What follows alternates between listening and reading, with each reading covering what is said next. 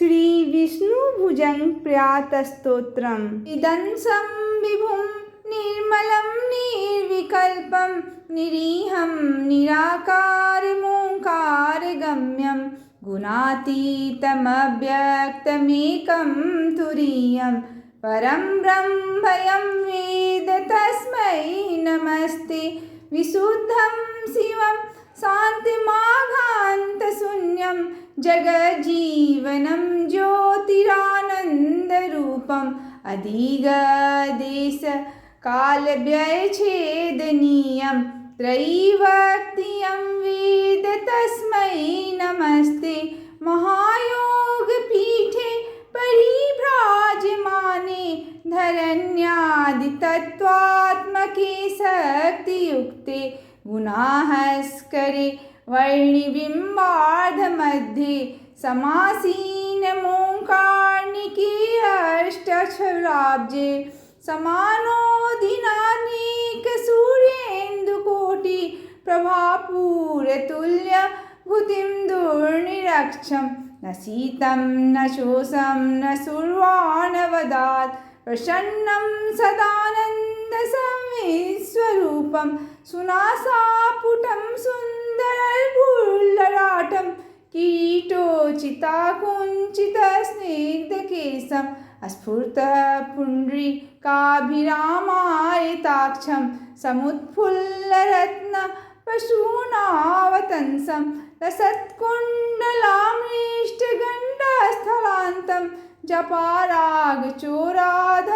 चारुहासम् अलिव्याकुलामोदिमन्दारमालं महोर्तस्फुरकौस्तुभोदारहारं सुरत्नाङ्गदैर्विनन्तं बाहुदण्डे सचतुर्भिश्चलत्कङ्कणालङ्कृताङ्गे उदारोदरालङ्कृतं पीतवस्त्रं पदद्वन्द्वनिर्धूतपद्माभिरामं स्वभक्तिसुसन्दर्शिताकारमेवं सदा भावयन् सन्निरुद्धैर्निरास्व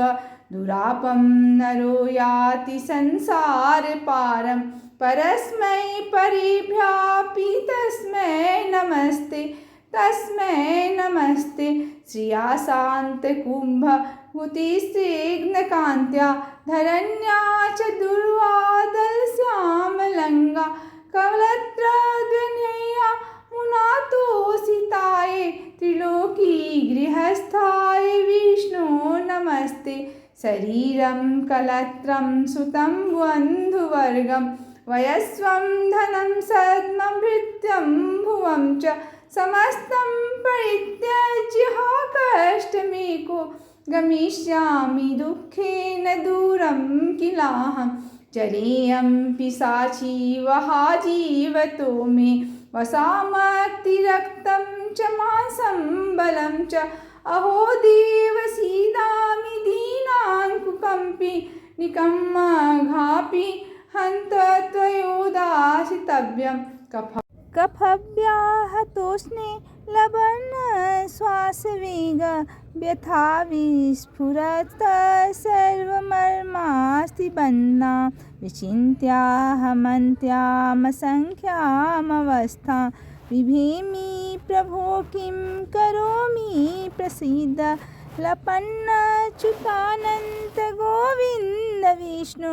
मुरारी हरिनाथ नारायणेति यथानुस्मरिष्यामि भक्त्या भवन्तं तथा मे दयाशील देव प्रसीद भुजङ्गप्रयातं पठेगस्तु भक्त्या समाधाय चित्ते भवन्तं मुरारी समूहं विहायासु युष्मत्प्रसादा तस्माश्रियत्य योगं व्रजच्युतं त्वाम् इदंसं विभुं निर्मलं निर्विकल्पं निरीहं निराकारमोङ्कारगम्यं गुणातीतमव्यक्तमेकं तुरीयं परं ब्रह्मयं वेद तस्मै नमस्ते।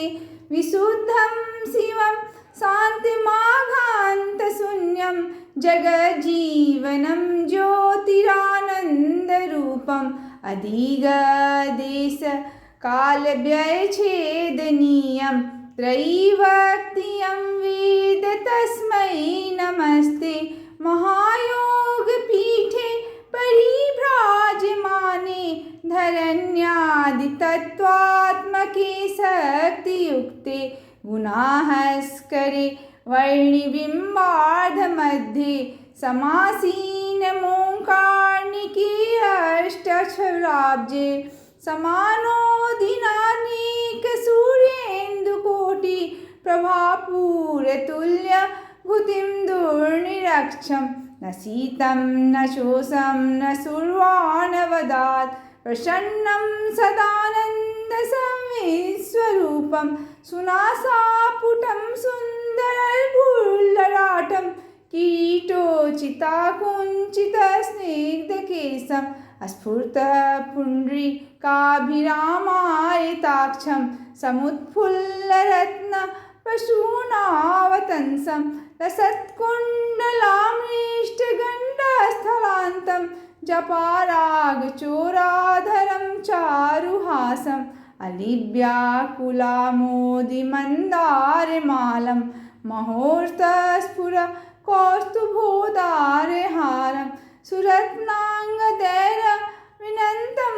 बाहुदण्डे सचतुर्भिश्चलत्कङ्कणालङ्कृताङ्गे उदारोदरालङ्कृतं पीतवस्त्रं पदद्वन्द्वनिर्धूतपद्माभिरामं स्वभक्तिषु सन्दर्शिताकारमेवं सदा भावयन् सन्निरुद्धैर्निरास्व दुरापं नरो याति संसारपारं परस्मै परिभ्यापि तस्मै नमस्ते तस्मै नमस्ते। श्रियाशान्तकुम्भभूतिस्निग्धकान्त्या धरण्या च दुर्वादलश्यामलङ्गा कवलत्रद्वनया मुनातोषिताय त्रिलोकी गृहस्थाय विष्णो नमस्ते। शरीरं कलत्रं सुतं बन्धुवर्गं वयस्वं धनं सद्मभृत्यं भुवं च समस्तं परित्यज्य कष्टमेको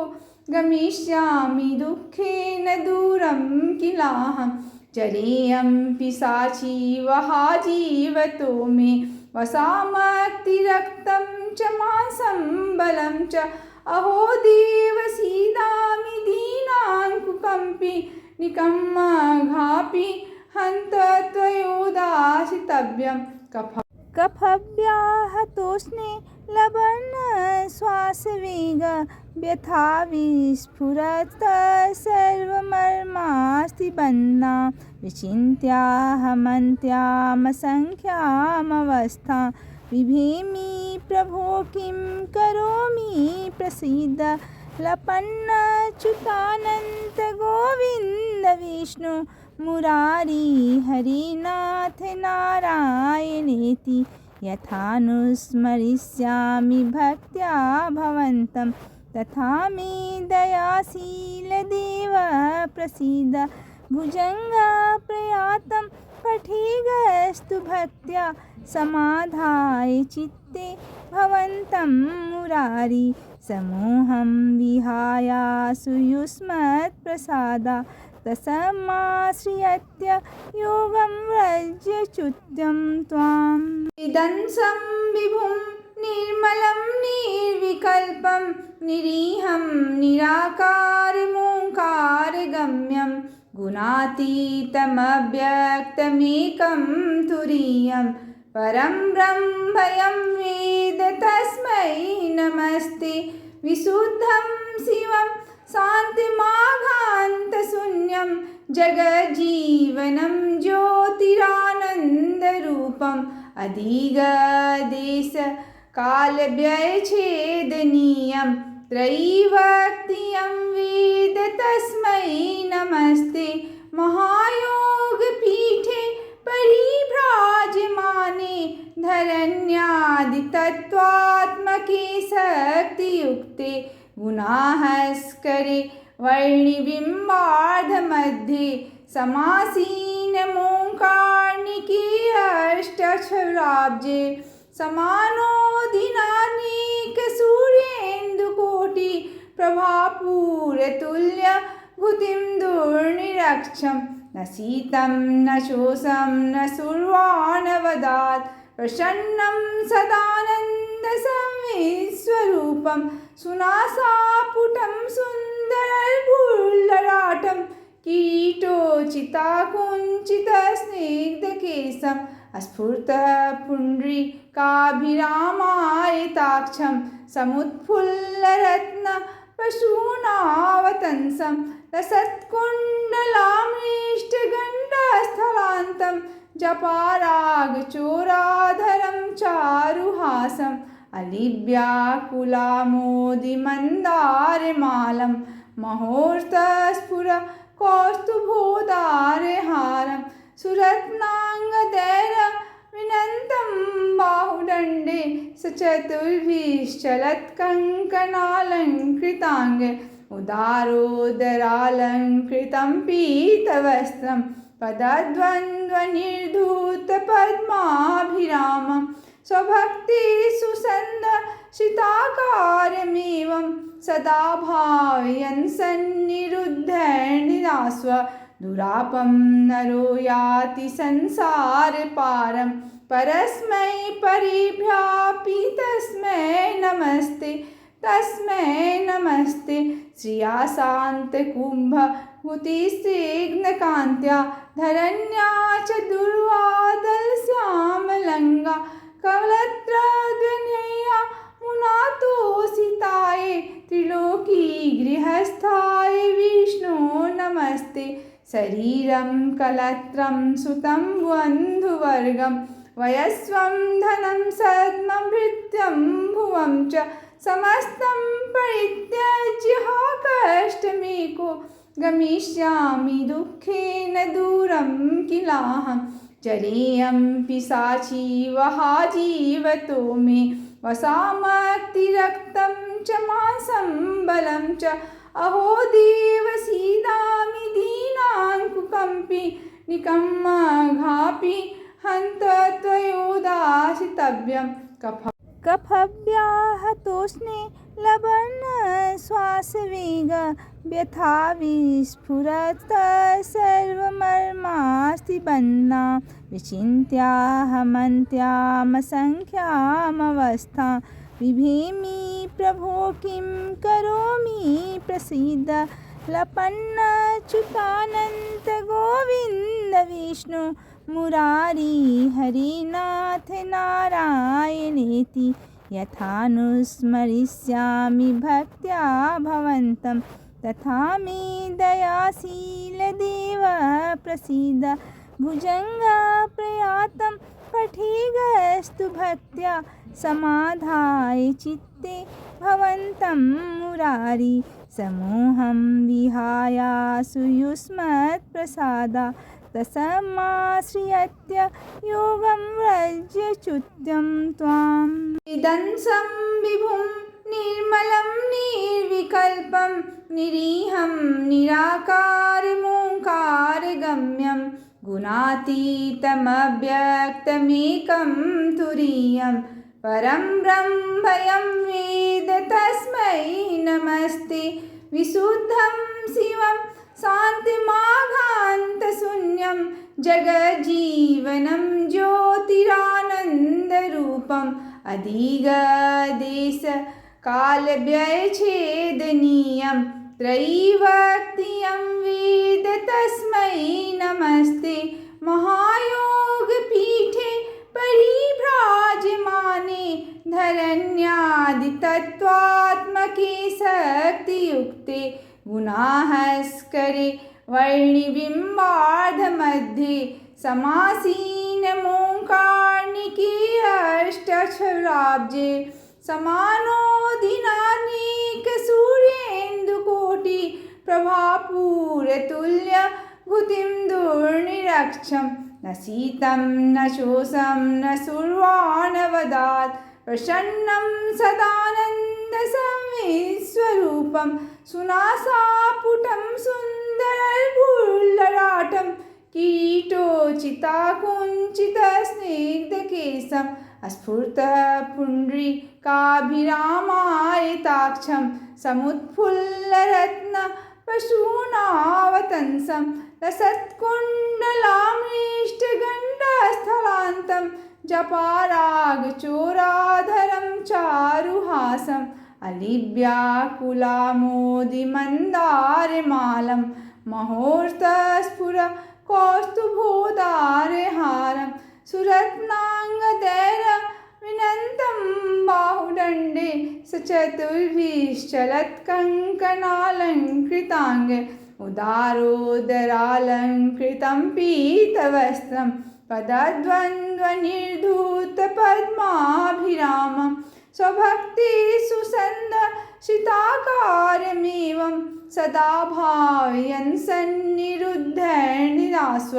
दुरापं नरो याति संसारपारं परस्मै परिभ्यापि तस्मै नमस्ते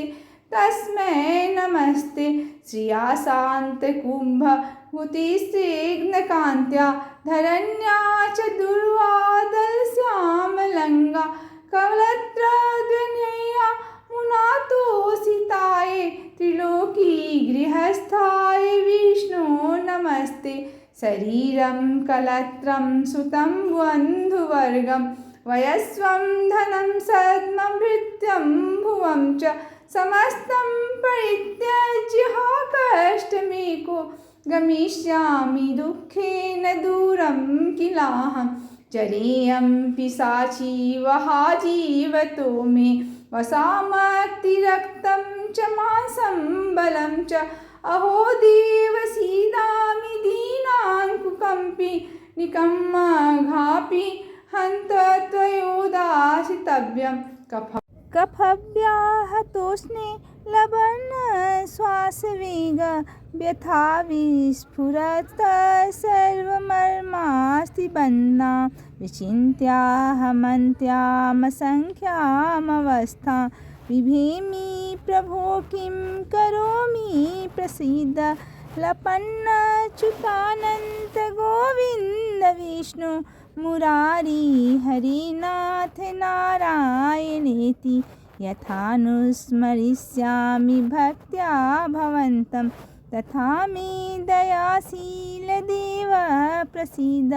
भुजङ्गप्रयातं पठेगस्तु भक्त्या समाधाय चित्ते भवन्तं मुरारी समूहं विहायासु युष्मत्प्रसादा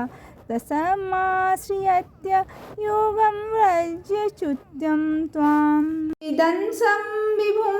निर्मलं निर्विकल्पं निरीहं निराकारमोङ्कारगम्यं गुणातीतमव्यक्तमेकं तुरीयं परं ब्रह्मभयं वेद तस्मै नमस्ते विशुद्धं शिवं शान्तिमाघान्तशून्यं जगज्जीवनं ज्योतिरानन्दरूपम् अधिगदेशकालव्ययच्छेदनीयं त्रयीवर्तियं वेद तस्मै नमस्ते महायोगपीठे परिभ्राजमाने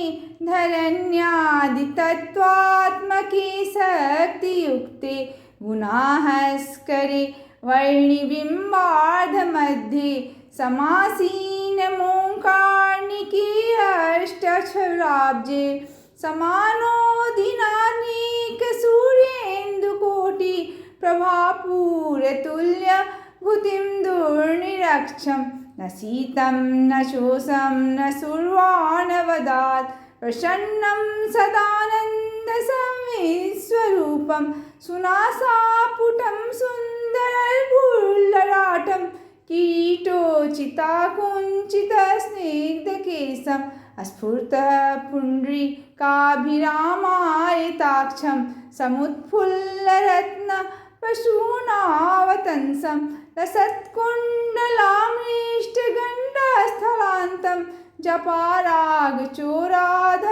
चारुहासम् अलिव्याकुलामोदिमन्दारमालं महोर्तस्फुरकौस्तुभोदारहारं सुरत्नाङ्गदैर्विनन्तं बाहुदण्डे सचतुर्भिश्चलत्कङ्कणालङ्कृताङ्गे उदारोदरालङ्कृतं पीतवस्त्रं पदद्वन्द्वनिर्धूतपद्माभिरामं स्वभक्तिसुसन्दर्शिताकारमेवं सदा भावयन् सन्निरुद्धैर्निरास्व दुरापं नरो याति संसारपारं परस्मै परिभ्यापि तस्मै नमस्ते श्रियाशान्तकुम्भभूतिस्निग्धकान्त्या धरण्या च दुर्वादलश्यामलङ्गा कवलत्रद्वनया मुनातोषिताय त्रिलोकी गृहस्थाय विष्णो नमस्ते शरीरं कलत्रं सुतं बन्धुवर्गं वयस्वं धनं सद्मभृत्यं भुवं च समस्तं परित्यज्य कष्टमेको गमिष्यामि दुःखेन दूरं किलाहं चरेयं पिशाची वहा जीवतो मे वसामक्तिरक्तं च मांसं बलं च अहो देव सीदामि दीनाङ्कुकम्पि निकम्मघापि हन्त त्वयोदासितव्यं कफव्याहतोष्णे लवणश्वासवेग व्यथा विस्फुरत् सर्वमर्मास्ति बन्धा विचिन्त्याहमन्त्यामसङ्ख्यामवस्था बिभेमि प्रभो किं करोमि प्रसीद लपन्नच्युतानन्त गोविन्द विष्णु मुरारी हरिनाथ नारायणेति यथानुस्मरिष्यामि भक्त्या भवन्तं तथा मे दयाशीलदेव प्रसीद भुजङ्गप्रयातं पठेगस्तु भक्त्या समाधाय चित्ते भवन्तं मुरारी समूहं विहायासु युष्मत्प्रसादा तस्माश्रियत्य योगं व्रजच्युतं त्वाम्।